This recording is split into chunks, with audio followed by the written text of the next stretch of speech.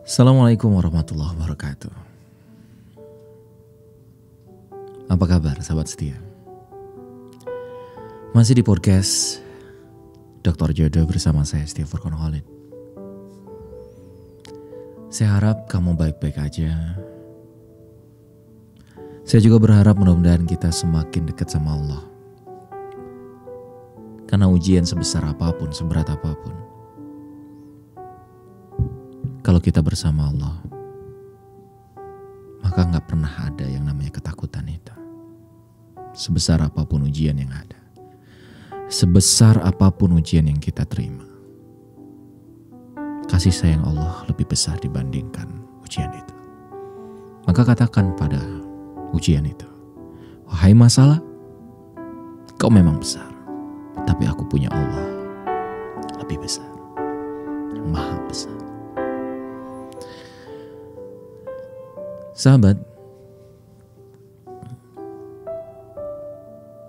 ujian pranikah dan ujian pasca nikah, mungkin banyak orang yang bilang enaknya yang udah nikah.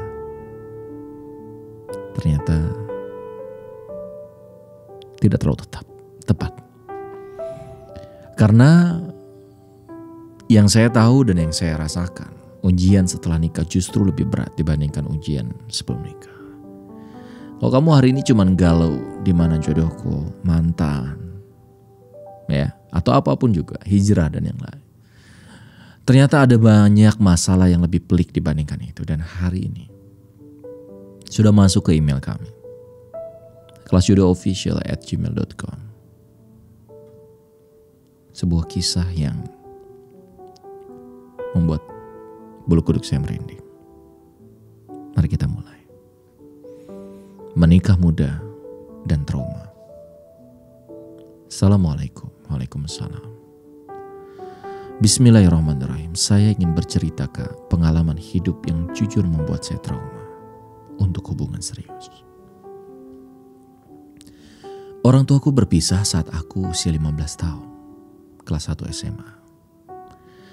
Sebelum mereka berpisah, seringkali saya melihat bapak saya memukul mama saya menggunakan bambu.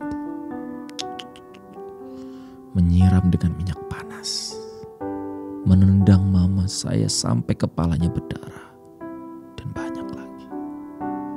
Astagfirullahaladzim. Ini belum apa-apa kita udah merinding nih. KDRT ini namanya, kekerasan dalam rumah tangga. Harusnya dilaporkan ini. Laki-laki, ingat, Anda setelah menikah gak boleh Anda lakukan. Anda gak boleh menzalimi. Rasulullah SAW melarang. Bahkan kata Rasulullah, sebaik-baik laki-laki ada yang paling baik pada istrinya. Dan aku, kata Rasulullah, ada yang paling baik bagi keluargaku. Kita lanjutkan. Bahkan saya selalu membela mama. Bahkan saya selalu membela mama saya untuk mengatakan kepada bapak berhenti melakukan itu sama mama. Dan yang terjadi, saya yang dipukuli bapak, ditampar, ditonjok sampai dicekik. Astagfirullah. Mama bertahan hingga usia pernikahan lebih dari 23 tahun. Di saat aku kelas 1 SMA, bapakku selingkuh untuk kesekian kalinya. Dan mamaku sudah tidak kuat. Setelah mereka memutuskan berpisah, bapak pergi dari rumah. Dan yang terjadi, keadaan rumah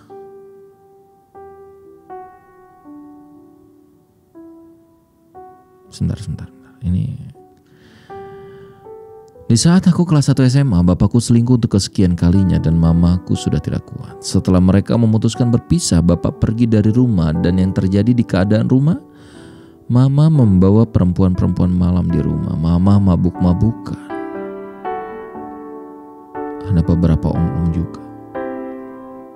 Saya dan adik saya melihat itu, kami menangis di kamar.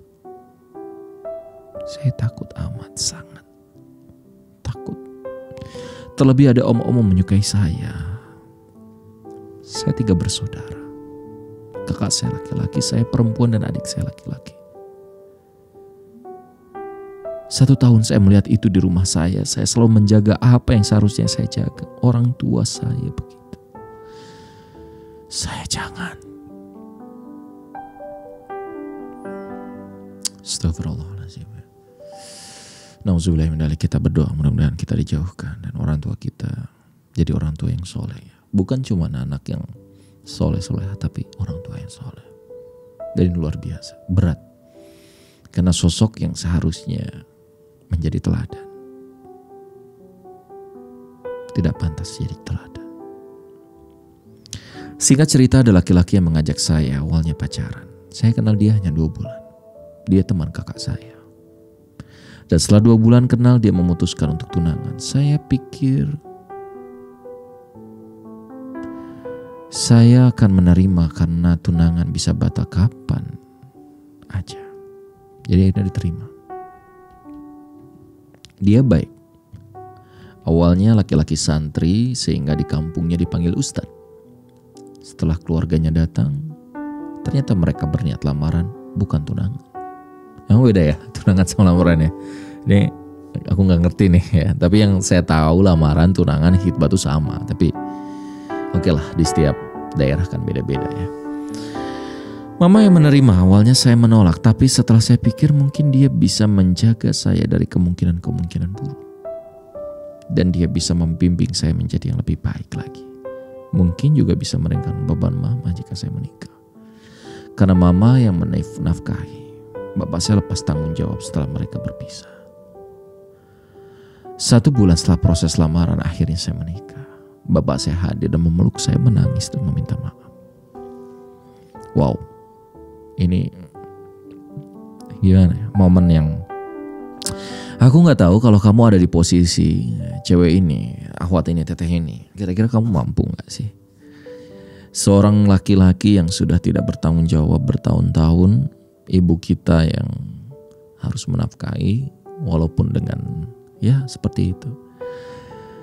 Akhirnya datang di pernikahan kita dan dia memeluk kita dan minta maaf. Salut banget kalau kamu bisa minta maaf dan kamu bisa maafin dia. Keren banget. Dan memang harusnya mungkin seperti itu.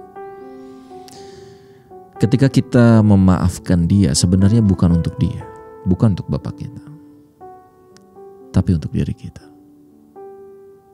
Karena luka batin yang terus-menerus menganga ini bisa menjadi masalah di kemudian hari. Kita akan lanjutkan.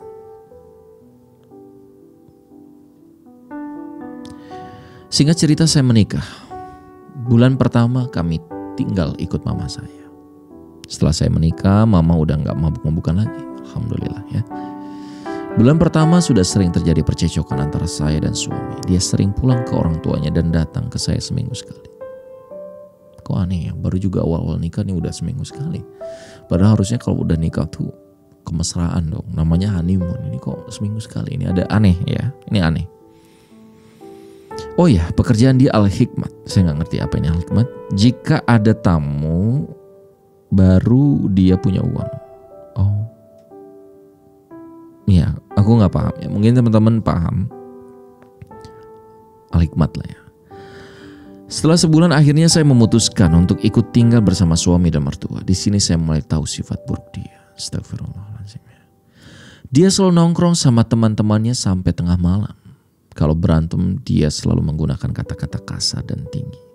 Pernah saya dicakar. Dia emang gak separah KDRT bapak sama mama. Tapi dengan dia mencakar saya, jujur saya takut. Oh ya, saya menikah usia 16 tahun.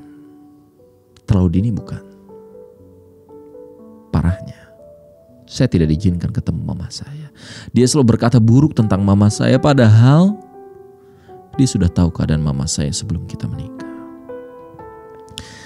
Saya dengan segala gosip-gosip tetangga yang bilang kalau saya menikah karena hamil duluan, karena sudah gak perawan, karena mama bawa om-om mereka pikir saya ikut terbawa arus hitam itu. Padahal sama sekali enggak. Tapi pikir saya biarlah orang berkata apa, kelak suamiku sendiri yang ngerasain saya perawannya. Saya selama pernikahan saya gak pernah nuntut materi. Pernah sampai 3 bulan saya sama sekali gak dikasih uang sama suami. Pikir saya yang penting bisa makan, karena iya makan bisa karena mertua yang membiayaikan, tinggal serumah dengan mertua. Saya juga bukan tipe istri yang suka shopping. Saya dikasih uang sama suami juga paling beli makanan yang saya mau. Dan sisanya buat dia merokok. Astagfirullahaladzim, merokok lagi ya. Dan kebutuhan dia lainnya. 9 bulan menikah, alhamdulillah saya positif hamil. Saya berdoa semoga dengan adanya anak suami saya bisa berubah. Ternyata enggak. Dia malah makin menjadi selama kehamilan. Saya mengurusi diri saya sendiri walau terkadang mertua membantu saya. Iya, mertua saya baik sekali, tapi gitu. Kalau kami berantem, suami saya selalu mengadu ke orang tuanya dan saya yang selalu disalahkan. 8 bulan saya mengandung dan di usia kandungan 8 bulan saya melahirkan karena saya eklamsi kejang. Ya, kejang-kejang. Setelah usia dede bayi 3 bulan di dunia, kita berpisah. Dia menalak saya langsung talak 3. Astagfirullah. Dunia saya seakan runtuh, titik terendah hidup saya. Saya bisa ngerasain banget ini, bayangin. Berjuang untuk bisa hamil gak mudah. Lahiran anak 3 bulan butuh dukungan suami. Justru saat butuh suami, di 3 bulan anak yang masih lucu-lucunya, sang suami menalak 3. Dunia seakan runtuh. Saya membawa bibi saya pulang ke rumah mama dan alhamdulillah rumah mama menerima baik saya. Di usia 18 tahun saya sudah menyandang status janda. Saya mengurus, menafkahi dan membiayai anak saya hingga sekarang usia anak saya 4 tahun. Dia menjadi anak yang pintar, alhamdulillah. 4 tahun pula ayahnya sama sekali tidak menafkahi dan menengok. Astagfirullahaladzim. Bener nih, gak amanah, ini gak tanggung jawab banget ini ya. Ayahnya setelah pisah dengan saya, dia sudah menikah 2 kali dan berujung pisah juga. Berarti emang gak bener nih. Sudah 4 tahun dari usia saya 18 tahun hingga sekarang 22 tahun, saya masih belum berani menjalin hubungan dengan laki-laki manapun. Saya trauma. Meskipun mantan suami sudah beberapa kali mengajak saya balikan sampai mohon-mohon, tapi saya gak mau. Sekian cerita saya. Maaf kalau kepanjangan. Meskipun gak sedetail itu tentang perselisihan mama dan mantan suami saya dan apa aja yang membuat saya bertengkar dengan suami saya. Pesannya, jangan menilai sesuatu dari penampilan dan fisik, karena itu gak menjamin dia gak berlaku buruk sama kamu. Terbukti, dia dipanggil ustadz bisa kayak gitu. Tapi preman-preman banyak juga yang bisa menghargai istrinya. Terima kasih.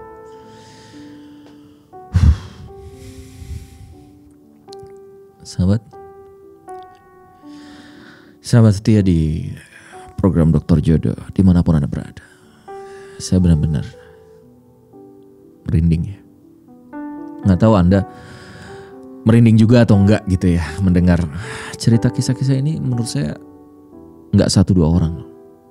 Ini mewakili banyak orang-orang yang merasakan nikah muda tapi cerai muda lalu dia trauma. Dan bisa jadi ya, seperti buku saya yang Rahasia Magnet Jodoh. Ketika Anda punya trauma, misalnya ayah ibu Anda broken,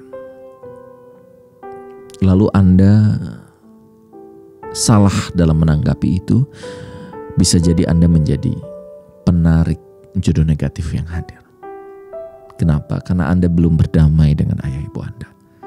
Ketika Anda memutuskan untuk menikah, maka ternyata Anda menarik laki-laki yang kurang lebih sama dengan tabiat ayah Anda. Lalu bagaimana, Kang? Bagaimana, Dok? Agar kita bisa menyelesaikan. Kawan, kita gak bisa memilih terlahir dari orang tua seperti apa, bukan? Idealnya ayah ibu kita adalah orang yang soleh, seorang ustadz, tokoh agama yang baik, perhatian. Dan itu langka. Tapi ingat, tidak masalah Anda terlahir dari orang tua seperti apa. Namun, Anda akan ditanya ketika nanti Anda meninggal dunia. Sudahkah Anda mempersiapkan anak keturunan Anda yang kuat? Putus mata rantai itu. Mata rantai kebodohan, mata rantai kemiskinan, mata rantai yang membuat nanti keturunan-keturunan kemudian, kalau kita nggak jadi pahlawan, bisa jadi mereka pun akan punya masalah yang sama. Salah memilih, diinjak-injak, dan trauma lagi. Ini adalah siklus yang harus disudahi. Caranya, berdamailah. Saran saya untuk Anda yang punya masalah yang sama, peluk orang tua Anda, ayah Anda, ibu Anda. Ingat, bukan karena Anda salah, tapi karena Anda ingin memutus. Dan walaupun suami Anda yang salah, minta maaf saja. Bukan untuk kembali. Kenapa? Kita butuh berdamai dengan diri kita sendiri. Saya Stephen Khalid di podcast Dokter Jodoh. Sampai bertemu di sesi selanjutnya. Halo buat teman-teman semua yang udah menonton tayangannya ini dan mendapatkan manfaat juga inspirasi. Jangan lupa untuk like, comment, share, and subscribe ya. Insya Allah membuat kita semakin semangat untuk bisa memberi inspirasi lagi.